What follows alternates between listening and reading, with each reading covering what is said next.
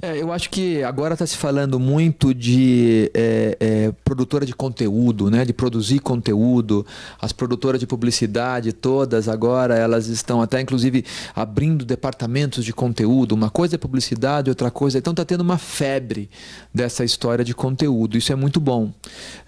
Só que nós estamos nisso há muitos anos. Nós estamos nisso há 12 anos mais ou menos. E a gente entende, na verdade, que quando se fala em produzir conteúdo, tem uma grande diferença. Quando a gente fala em produzir conteúdo, tem alguma coisa nisso, que é o âmago de um projeto, que isso não se negocia.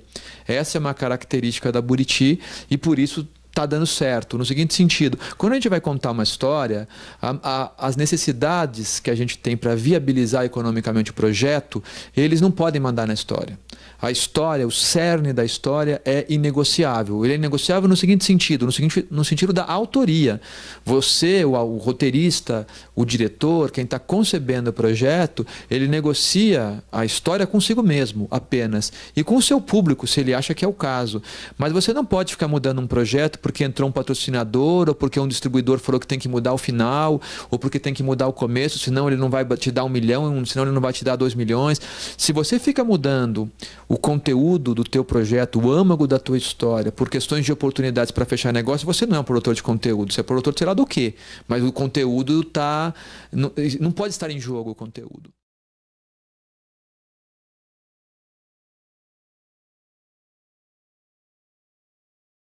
E eu acho que esse é uma característica dos filmes que a gente faz. Bicho de Sete Cabeças, Chega de Saudade, As Melhores Coisas do Mundo, é uma história de amor e fúria, os documentários que a gente faz. Quando a gente define uma história, a gente procura quem quer entrar com a gente nessa canoa e remar com a gente, sejam os patrocinadores, sejam os distribuidores, mas a gente não abre mão da história. Mesmo quando a gente, por exemplo, teve um contrato muito legal com a Warner para fazer As Melhores Coisas do Mundo, está no contrato que o corte final da montagem é do diretor e a palavra final do roteiro era da dupla roteirista e diretor. O que não significa que eu não ouço os meus produtores, o meu distribuidor. É evidente que o pessoal da Warner tem bons comentários a fazer sobre o roteiro, como fizeram, e teve coisas que eles me falavam que eu mexi, mas é pela inteligência do comentário. Por exemplo, eu ouvi um comentário de um executivo da Warner na época, dizendo, olha, logo no começo do filme, eu percebi que tal e tal situação ia acontecer e que eles iam ficar juntos. Ah, esse comentário é muito bom, porque esse comentário é uma fragilidade do meu filme. Nisso eu vou mexer. Mas num comentário do tipo, olha, o Bicho de Sete Cabeças é muito interessante, mas o hospital psiquiátrico e maconha é muito pesado. Vamos mudar isso? Não, não vamos mudar isso. Isso não se muda.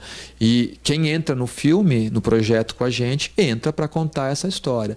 E isso vamos dizer, eu acho que é o único princípio, né, que nós temos. Temos outros, mas esse é o principal. Quando a gente decide que a gente vai contar uma história, essa história é o epicentro de tudo que vai acontecer. E está dando certo. Eu acho que os filmes eles encontram o seu caminho e eles encontram o seu público e a gente está tendo uma boa aceitação nos vários filmes que a gente fez. E eu acho, sobretudo, porque não se negocia a história.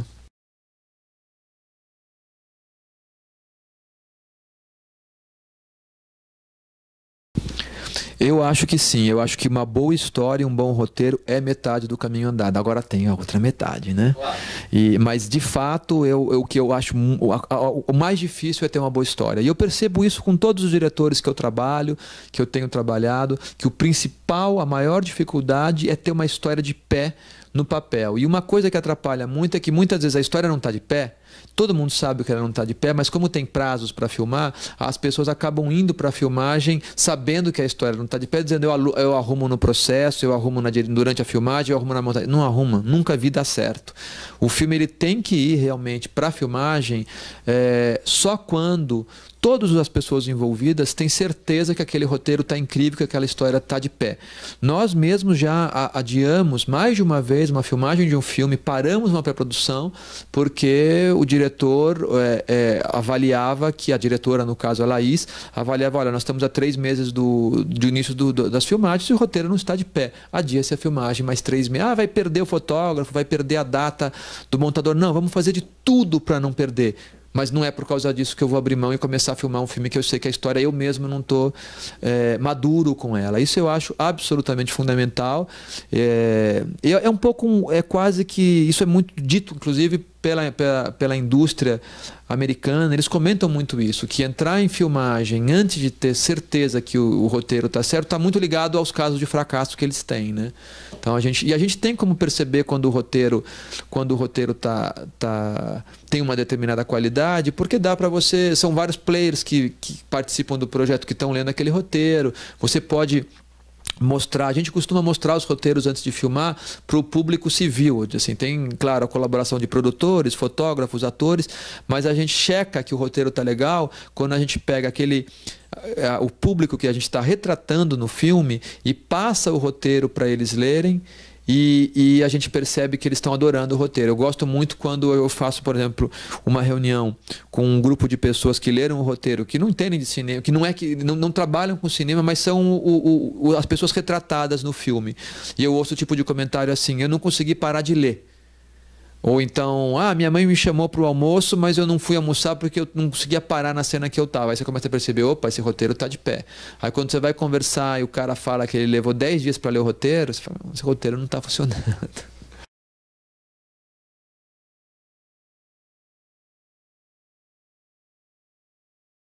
Eu me acho um bom contador de história, assim. Eu vejo primeiro que eu gosto, sempre gostei de contar histórias, né? E eu vejo por como as minhas filhas ficam presas quando eu estou contando história na hora de dormir. Eu acho que é enfim, uma das habilidades, uma das competências que eu tenho. Claro que é diferente você contar uma história numa mesa de bar para os seus amigos, e diferente você contar uma história para suas filhas na hora de dormir, e você contar uma história que vai estar na tela de cinema, que você precisa que 50 mil, 40 mil, 100 mil pessoas saiam de casa, peguem um ônibus, o carro, parem no estacionamento, deixem de ver um outro filme, comprem um ingresso para ver seu filme. É mais difícil isso, mas está muito ligado a essa mesma habilidade. Se você gosta de contar histórias, se você se ocupa de contar histórias, se você é um contador de histórias que numa roda as pessoas querem ouvir aquela história, eu acho que isso já é um caminho andado para você pensar em estruturar uma história e transformar esse processo da tua vida pessoal na tua profissão.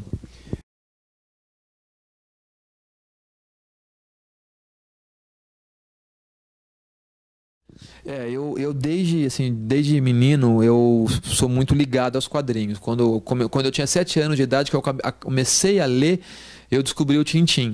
E eu era viciado em Tintim. Eu li aqueles álbuns, acho que eu li mais de 100 vezes cada álbum, porque eu leio até hoje. Então eu nunca parei de ler. Fui fazer jornalismo por causa do Tintim.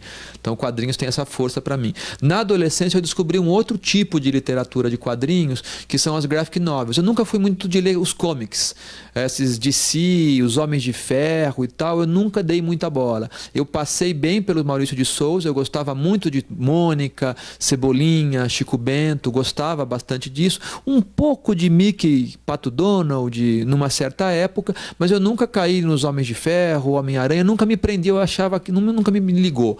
Mas aí na pré-adolescência, nos 12, 13 anos, eu comecei a descobrir as graphic novels, né? Aquela revista Heavy Metal.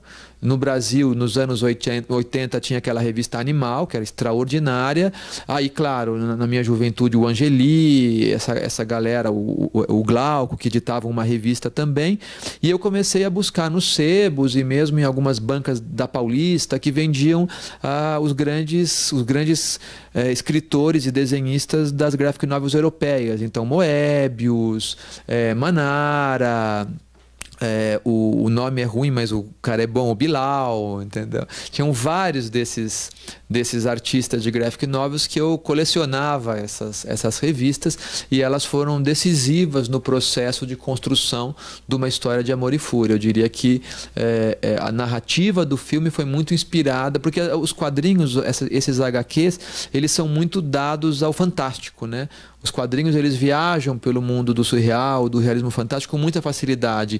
E é isso que me encantou, a possibilidade de fazer um filme que... Os nossos filmes brasileiros, eles são muito realistas, muito naturalistas, né? Engraçado que a nossa literatura, ela tem uma tradição no fantástico, mas o nosso cinema perdeu isso um pouco. Nos anos 60, tinha uma Macunaíma, teve alguns filmes que ainda mantinham um certo pé com o realismo fantástico. Mas a gente perdeu isso. Na retomada, os filmes são muito naturalistas. Eu gosto disso, acho bom, mas eu tinha vontade de fazer um filme que pudesse se permitir mergulhar um pouco nessa tradição da América Latina, de misturar, porque a nossa realidade é fantástica, né? Eu digo que o realismo fantástico que os europeus falam, para nós é só superrealismo, né? É só apenas a realidade. Para eles é que parece fantástico, mas na América Latina o buraco é mais embaixo. Então foi muito legal esse trabalho de, inspirado nos quadrinhos, tentar construir uma narrativa e realizar um desenho animado brasileiro que fala da nossa realidade, mas que permeia um caminho mais fantástico.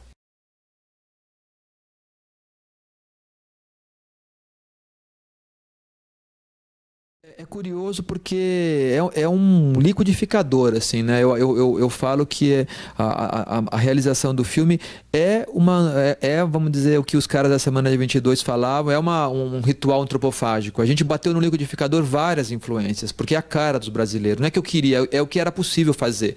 Então eu queria um determinado design de personagem. Os jovens brasileiros, os talentos brasileiros que eu encontrei, eles tinham mão para fazer um design de personagem próximo da escola da Disney. Porque eles trabalhavam, vários deles trabalhavam fornecendo processos de animação para estúdios americanos. Então eles tinham mão para isso, mas eles não tinham mão para outra coisa. Então tá bom, então o design de personagem vai ter um pé na Disney. Tudo bem, porque é o que conseguimos. De outro lado, eu não podia fazer full animation, porque a escola de animação da Disney é de 12 a 24 desenhos por segundo. É muito. O anime japonês, ele joga para 8. Ele trabalha com 8 desenhos por segundo. É mais econômico. Então eu vou trabalhar com anime. Mas além disso, a linguagem do anime, ela me interessava mais porque ela é mais contida. A linguagem dos desenhos americanos, tanto o Cartoon quanto a Disney, eles são meio expressionistas. As personagens se mexem para falar, tem um jeito meio caricato. Os japoneses não, é totalmente minimalista. Então, como linguagem, me interessava mais a linguagem do anime. Porém, nós não queríamos que o filme ficasse com cara de anime. Então você tem uma mistura, você tem um design de personagem mais americano, uma técnica de animação mais japonesa, mas na verdade o registro dessa animação nem é tanto no registro do japonês, que é aqueles Pokémons da vida, é muito mais no registro que os sul-coreanos se apropriaram, que são filmes mais intelectualizados, com vida psicológica das personagens, com uma interpretação mais sutil, com cenários mais realistas e com uma atuação mais próxima do live action.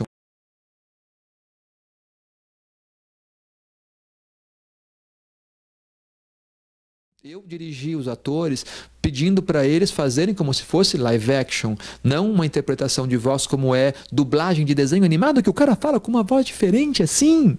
Não, vamos falar no jeito. Eu trazia eles, e foi por isso que eu chamei esses atores, né? Às vezes eu vejo no Facebook algumas pessoas perguntando: por que não deu a chance para dubladores de desenho? Porque não era esse. O momento era, eu queria atores minimalistas de grande talento que pudessem, num banquinho, fazer toda a interpretação das personagens com sutileza. Mas quando tem explosão de emoção, seja uma transa, seja o momento do que o cara está morrendo, seja uma coisa que ele está ofegante, viesse na dimensão máxima. E aí eu fui buscar grandes atores, né? Os grandes atores às vezes pensam que a gente chama para agregar valor à produção, para o marketing. No caso desse filme, era crucial eu ter atores muito talentosos e dedicados, porque eles iam ficar só num banquinho, num estúdio comigo, e a gente grava a voz antes da animação, e a voz que eles gravaram antes da animação ia ser a alma do filme. As minhas equipes iam passar um tempo, nós passamos 6 anos ouvindo essa voz com headphone e desenhando, né?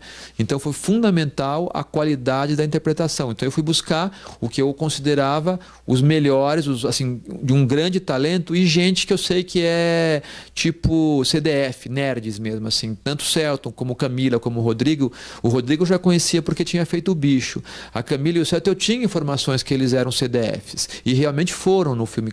Todas as vezes que eu precisei que eles voltassem no estúdio, eles voltavam, eles estudavam o roteiro, eles propunham mudanças nos diálogos comigo. Eles são atores que se apropriam da sua personagem e defendem a sua personagem com inteligência. Não fazem apenas o que o diretor manda. Então eu precisava realmente de grandes atores, e eu só tive sorte porque eu convidei esses grandes atores e eles leram o roteiro e toparam fazer. E foi uma parceria muito bacana. Eu acho que um dos grandes valores que o filme tem é a interpretação dos atores.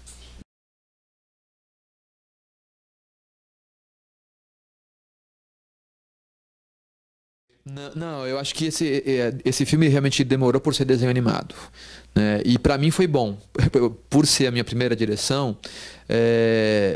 Eu venho do processo de roteiro, né? A minha participação no cinema é como roteirista. O roteiro, a gente tem muito tempo. Eu fico 3 anos no roteiro. O Bicho de Sete Cabeças foram 3 anos. Chega de Saudade foram 8 anos, né? As Melhores Coisas do Mundo, 2 anos de processo de roteiro. O único que foi muito rápido foi o Terra Vermelha, que foram 8 meses. Que eu achei que a gente não estava pronto para filmar. Ainda faltava arrumar alguma coisinha ali. Mas eu acho que os processos têm que ter no mínimo 1 ano. O ideal é 2 anos. Então eu estou acostumado com tempo para criação. E eu vejo os diretores no set fazendo live action, eu não consigo entender como é que os caras conseguem, porque dá uma crise no set, o cara tem 20 minutos para resolver uma cena que não está saindo, com a equipe inteira olhando para ele, todo mundo vendo que a cena não está saindo, e a assistente de direção dizendo, olha, temos mais 15 minutos porque o outro set está pronto, temos que ir para lá filmar. Isso me enlouquece. Eu não me sinto preparado para isso. Nesse sentido, o desenho animado, nós ficamos 6 anos fazendo, então eu tinha tempo de resolver as crises. Uma crise que vinha para mim, olha, essa cena ficou muito ruim. Eu punha ela para ser refeita e reavaliava ela nos próximos 3 meses. Então eu adorei trabalhar com desenho animado por dar a possibilidade de eu ter tempo para trabalhar com os problemas e com as buscas de soluções mais criativas, que como roteirista eu tenho, e eu vejo que os diretores não têm. O que eu estou dizendo é que eu não sei se eu estou preparado para fazer um live action, né? Acho que eu não estou mesmo.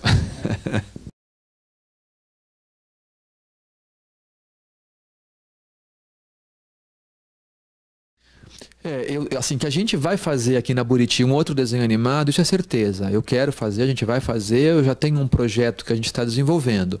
Só que a Europa, que é a nossa distribuidora, né, a Europa Filmes, nos propôs de pensar em desenvolver o História de Amor e Fúria 2. Então a gente está avaliando isso, não era o que realmente que estava no meu, na minha agenda no momento, mas claro, quando você recebe um convite, você fica lisonjeado e tem que avaliar com bastante cuidado. É o que a gente está fazendo. E na paralelo, eu como roteirista estou escrevendo o próximo roteiro da Laís Bodansky, né, que por enquanto se chama Como Nossos Pais. Eu já estou indo para o segundo tratamento com ela e estou escrevendo também um filme que o Daniel Rezende, o montador do Cidade de Deus, do Tropa de Elite 1, do Tropa de Elite 2, do As Melhores Coisas do Mundo. Ele vai dirigir o primeiro longa dele e ele me convidou para fazer o roteiro e a gente já está indo para o terceiro tratamento. Ele está agora, nesse momento, ele está lá em Los Angeles, está no Canadá, em Toronto, montando junto com o Padilha o Robocop, né, um filme de, sei lá, mais de 100 milhões de dólares.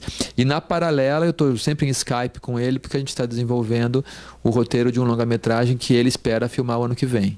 Então a gente está nessa correria nesse momento. Na verdade não está com correria, porque como eu falei, os roteiros têm tempo para fazer, são feitos com calma. A correria é o querido lançamento, que eu não reclamo disso, do nosso Uma História de Amor e Fúria.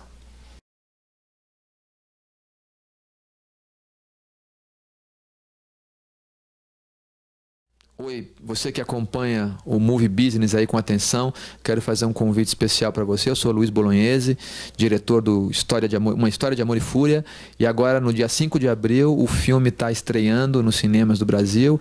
Então você que gosta de desenho animado, que gosta de cinema, não perca Uma História de Amor e Fúria a partir de 5 de abril nos cinemas. Valeu, obrigado. Só preciso agora fazer isso aqui. Vou passar um pouquinho mais para frente. Fique em pé, por favor. Quer tirar essa cadeira aqui agora? Não, relaxa. Aqui desse jeito tudo. É só para... Eu vou... Você vai entrar aqui comigo. A gente faz aqui. Você vai falar? Não, tá tranquilo. Só fazer alguma coisa mais estática, né? Não sei como você quer fazer assim, quer fazer... É só uma foto? Não é foto, é filmando. Eu vou filmando, captar um frame. É o cara. É ele o cara.